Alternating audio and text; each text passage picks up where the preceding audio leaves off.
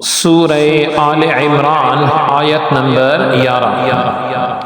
اعوذ باللہ من الشیطان الرجیم، بسم اللہ الرحمن الرحیم۔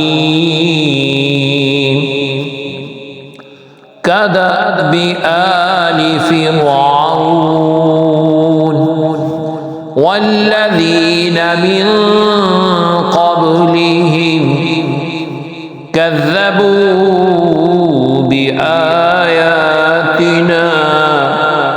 فأخذهم الله بذنوبهم والله شديد العقاب۔ لفظ ترجمہ ہے کا جیسے دعوی طریقہ آل فرعون و اور الذین جو لوگ من سے قبلی پہلے ہم ان کے کذبو جھٹلایا انہوں نے بیسات آیات نہ ہماری فا پھر اخذا پکڑا ہم ان کو اللہ رب العزت نے بھی بوجہ ذنوبی گناہ ہم ان کے و اور اللہ رب العزت شدید سخت العقاب عذاب والا۔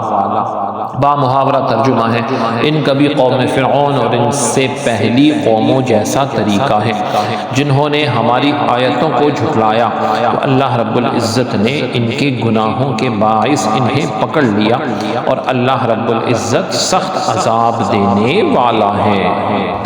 آیت کی تفسیر میں فرمایا گیا کدأب آل فرعون والذین من قبلہم، جیسا فرعون کے ماننے والوں اور اس سے پہلے لوگوں کا طریقہ تھا، یعنی رسول اللہ صلی اللہ علیہ وآلہ وسلم کے زمانے کے کافروں کا طریقہ ویسا ہی ہے جیسا فرعون کے ماننے والوں اور ان سے پہلے لوگوں کا طریقہ تھا کہ انہوں نے بھی یعنی فرعون والوں نے تورات کا انکار کیا، معجزات کا انکار کیا، اللہ رب العزت کی کتاب کا، اسی طرح پیغمبر کا یعنی موسیٰ علیہ السلام کا انکار کیا۔ اور ادھر اگر کافروں کو دیکھا جائے تو یہ بھی نبی علیہ السلام کا انکار کرتے ہیں، قرآن کا انکار کرتے ہیں، دین اسلام سے دشمنی رکھتے ہیں، مسلمانوں کو تکلیفیں پہنچاتے ہیں۔ فرعون بھی اسی طرح کرتا تھا۔ تو قرآن نے ان کے بارے میں بتایا کہ وہ بہت طاقتور تھے ان کافروں سے، ہر چیز کے لحاظ سے، طاقت کے، تعداد کے، ٹیکنالوجی کے، اور اللہ رب العزت نے ان کو تباہ و برباد کر دیا، سب کو ہلاک کر دیا۔ تو یہ کون ہے ان کے آگے، یعنی ان کے مقابلے میں یہ کچھ حیثیت نہیں رکھتے۔